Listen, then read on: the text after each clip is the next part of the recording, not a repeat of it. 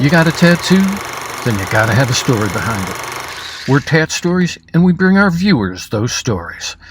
Baseball guys hopping around town grabbing ink tails with our new crew member, Katie Kaz.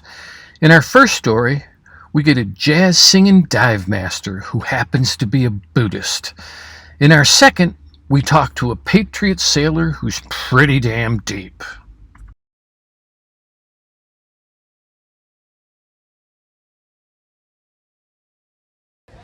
Baseball guy here, and I've got Megan. Megan, what are you doing today? Cruising on Pacific Beach. How could we not? Look at this beautiful day. It is absolutely beautiful, and what also is absolutely beautiful are your tattoos. I mean, all of you, Megan's beautiful, but the tattoos especially. So we got like a dream catcher here, and is that a baby or is that a Buddha? Or It's a Buddha. So it's a laughing Buddha tattooed. I'm Native American and Buddhist, so this is things that I designed myself. And then my best friend in Hawaii is the person that brought it all to life. So it looks beautiful, doesn't it? Absolutely looks beautiful. You draw the tattoo, and then your artist puts it on your body. He consumes like his perspective on what he wants in it. So I give him a lot of like leeway. So love and light for me, and then just colors. And what's his name? His name is, oh my God, I'm so high. She's high on life, folks. I'm high on life, guys. Actually, this is California. It's legal. It's okay. So his name is, oh my God, I cannot even. She'll tell us later, and we'll put it in the comments. Yeah, the Japanese guy in Hawaii. We're good. What's the name of the tattoo shop? South Shore Ink. South Shore Ink. Bryce Kumanaka is the person that does all my tattoos. Sorry. It's a lot, y'all. All right, Bryce. Bryce, we're giving you some love now, so please forgive her for getting your name there for a moment. I would never forget. We're good. Absolutely. All right, now tell us a little bit about what else you got to go on your arm. You got this mermaid. Yeah, this is my grandmother. So we do infinity symbols for ourselves. So we did this like to each other before she passed away. This is our jam. And then I'm a songwriter, so this is what I do as well. What kind of music do you write? I'm a blues singer, deep soul blues singer. All right, so deep blues, like Billie Holiday. More like Etta James, a little bit of Tracy Chapman. Give me a reason to stay here. That type of music. Oh my gosh! I think I'm going to want to hear you sing a little bit more here. All right, now you also are a bit of a diver, it seems, because you got some great tats. All day. So I'm a dive master, and then I've been diving in Hawaii for 14 years. I just moved to San Diego 10 months ago. So. What do you think of San Diego compared to Hawaii? It's gorgeous. Gorgeous. Everybody is wonderful. I couldn't be happier. Now, what's your favorite tattoo that you have? Favorite tattoo that I have? Oh God, that's a tough one. When my grandmother passed away, so this is my original, like give it to the world type of tattoo. Like fuck the world. This is it. So this one. And what was the first tattoo you got? Not just the first tattoo. This guy. Okay, the state of Hawaii or the one. Okay. And how old were you when you got that one? 15. 15, yeah, way to go. Fake ID or was it kitchen? No, they just like me, so. How could they not like you, Megan, right? I'm a nice lady. She's a very nice lady. And Megan, what's your next tattoo going to be? Oh, that's my whole side. Mermaids. Mermaids. All right, awesome. So we got a lot of aquatic stuff going on here. She's definitely a mermaid. She's definitely a diver and a musician. So the ocean blues, right? 100%, sir. Sir, did you see? She is, wow. I don't even know what to say with that formality here. Megan. Very polite. She's very polite. This is Baseball Guy checking out. Nailed it.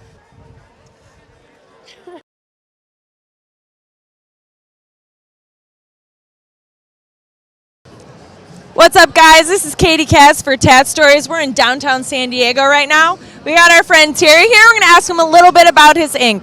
So, Terry, I know that you have a couple pieces kind of speckled around your arms. Why don't you tell us a little bit about the ones on your left arm here?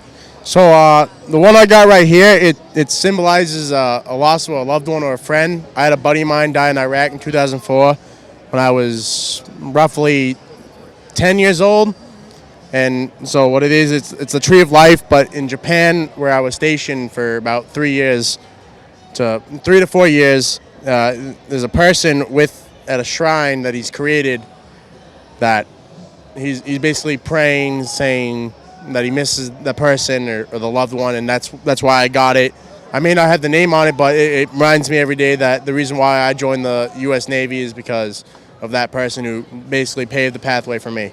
Absolutely. And before we go any further, let me thank you for your service as well as the loss of your loved one.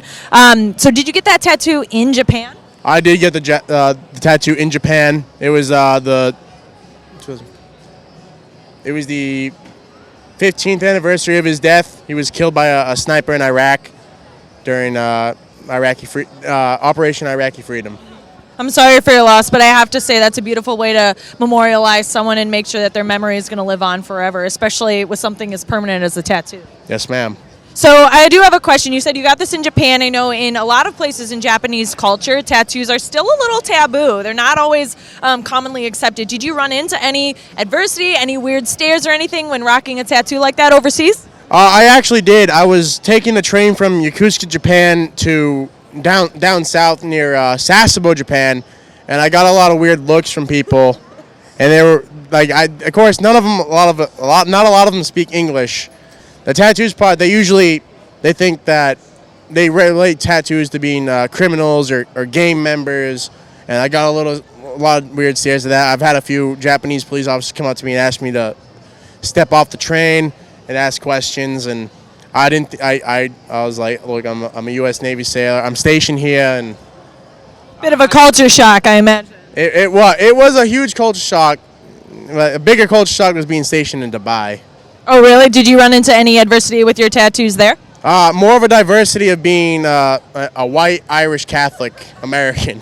And speaking of being a white Irish Catholic, I'm sure it's no surprise where you're from. We got a Boston Red Sox logo here as well as a Patriots tattoo. So I take it you're a little bit of a sports fan. I am, man. I'm a big Patriots and a big Red Sox fan. I have in my basement back home in Mass, I got pictures of all the Red Sox. I got a couple signed baseballs by Jason Varitek. I even got the picture of him putting his hands on A-Rod, and I'd love to ask J-Lo what she thinks about someone putting his hands on her man. You saw that Super Bowl performance, I take it. I have no comment about that. Awesome. Just don't run around New York City with these tattoos showing. No, they got to be careful when they run around in the city of Boston. Straight from Massachusetts, little Massachusetts flair. I love it. And then let's move over to this side of your tattoo. So we got a cross here. Why don't you tell me a little bit about that? So I was raised Irish Catholic. So the first one was the first tattoo part of it I got was the cross, and then I added on with it with the Irish flag because being from South Boston, or as we call it Southie. It's a huge Irish community. We look out for one another, and being with the last name O'Reilly, being from Boston, I got to represent my family, and it reminds me of where I came from.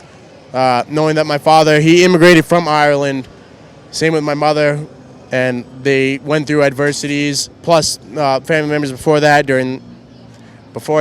family members come over. It just reminds me of who I am, where I come from, and what I stand up for. Absolutely. So you're first generation then, if both your parents are from Ireland, is that correct? Yes, ma'am. That's awesome. And then I love the fact that it stands for more than just the fact that you have Irish heritage, but it's actually a part of the community and a part of the people who look out for each other in modern day Massachusetts, not just, the heritage of where it comes from. Another thing it reminded me of, are you a fan of the movie Boondock Saints? I do know the movie Boondock Saints. Yes, ma'am. I love it. Awesome. And then we're going to travel over here to your last tattoo that we'll talk about. So it says Sons of Liberty. Tell me a little bit about this one, because what I noticed is you have a lot of very bold shapes on yourself tattooed around here, like bold cross, bold tree. And then this one is super intricate. Did you get this by a different artist? What inspired it?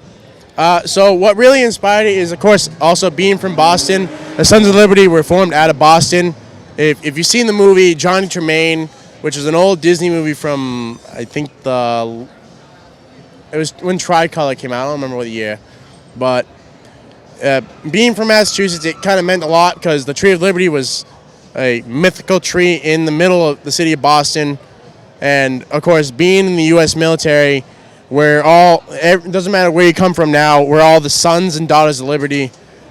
And because we serve something better than ourselves. I got the tattoo because it doesn't matter. The Sons of Liberty part means I'm a son of the Tree of Liberty because I serve my country. I'm doing something bigger than myself. But the Grim Reaper means doesn't matter whether I live or die, I'm still going to be a big piece in history about defending the country. That's beautiful and very deep as well. So amongst all your tattoos, do you have any artists or tattoo shops that you'd like to give a shout out to for some work that you have on yourself? I'd like to give a shout out to Sailor Tattoo in Yokosuka, Japan, who did a couple of my tattoos.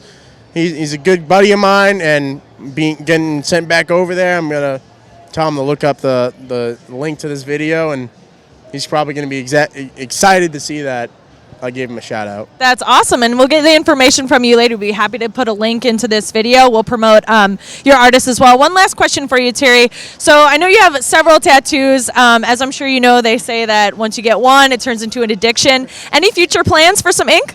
I'm gonna actually extend some of the pieces on my chest. I got a red rose on my chest and John 15:13 on my right side of my chest. I'm gonna extend that down, and it's gonna come into an eagle, half red, half black, to represent that people that I've lost, or even my religion, it comes into one, and everything's kind of binded together.